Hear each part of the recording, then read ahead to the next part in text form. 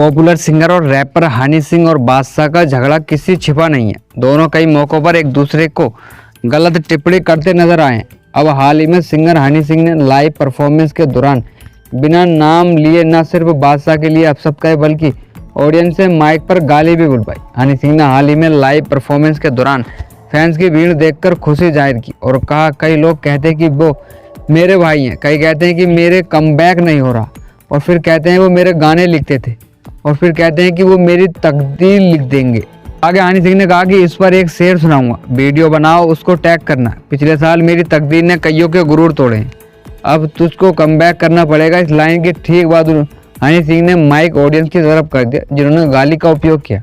सिंह इतने पर भी नहीं रुके, उन्होंने फिर माइक लेकर कहा, अब बोलना वो बढ़, जिसके बाद उन्होंने फिर अपनी बात को दोहराई। इस बार जब माइक ऑडियंस की तरफ हुआ तो ऑडियंस की ने फिर जोर से चिल्लाते हुए गाली दी। पता चले कि हनी सिंह ने भले ही कॉन्सर्ट के दौरान किसी का नाम नहीं लिया, हालांकि उनका निशाना बादशाह की तरफ था। दरअसल हनी सिंह और बादशाह ने माफिया मुंडी ग्रुप से एक साथ करियर की शुरुआत की थी। दोनों ने 2009 में यह ग्रुप छोड़ दिया। बादशाह ने भी कई मौक़ों पर दावा किया कि हनी सिंह का गाना ब्राउन रंग उन्होंने लिखा, लेकिन उन्हें क्रेडिट नहीं मिला। जवाब में हनी सिंह ने कहा था कि अगर बादशाह ने ब्राउन रंग जैसा गाना लिखा तो वो खुद अपने लिए एक अच्छा गाना क्यों नहीं लिख सकते। इसके बाद से ही दोनों कई मौक़ों पर एक दूसरे के खिलाफ बयान देते नजर आए हैं। बिग बॉस 17 के विनर मुनव्वर फारूक के खिलाफ हुई शिकायत दर्ज। पॉपुलर कॉमेडियन और बिग बॉस 17 के विनर रहे मुनव्वर फारूक के खिलाफ एडवोकेट अमित सचदेव ने शिकायत की मांग करते हुए नई दिल्ली में पुलिस को ईमेल भेजा। उन्होंने कॉमेडियन पर अश्लीलता फैलाने और धार्मिक भावनाओं को पहुंचाने के लिए आरोप लगाए। एडवोकेट अमित सचदेव ने एक्स प्लेटफॉर्म पहले ट्वीट पर पोस्ट किया कि जानकारी दी। उन्होंने लिखा, मुनव्वर फारूक के खिलाफ शिकायत दर्ज हुई।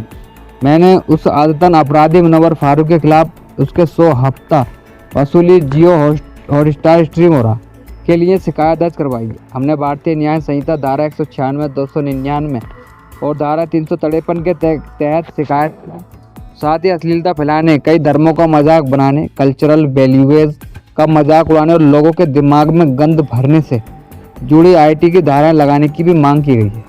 बॉलीवुड स्टार शाहरुख खान, अजय देवगन, टाइगर श्रॉफ और विमल पान मसाला के निर्माताओं के कोटा कंज्यूमर कोर्ट पर तलब किया गया है। इन पर शिकायत की गई है। कोटा के एक सामाजिक कार्यकर्ता ने जिला उपभोक्ता और विवाद प्रतिशोध आयोग ने इन सभी के खिलाफ परिवाद और दर्ज करवाकर पान मसाला के विज्ञापन पर रोक लगाने की मांग की है।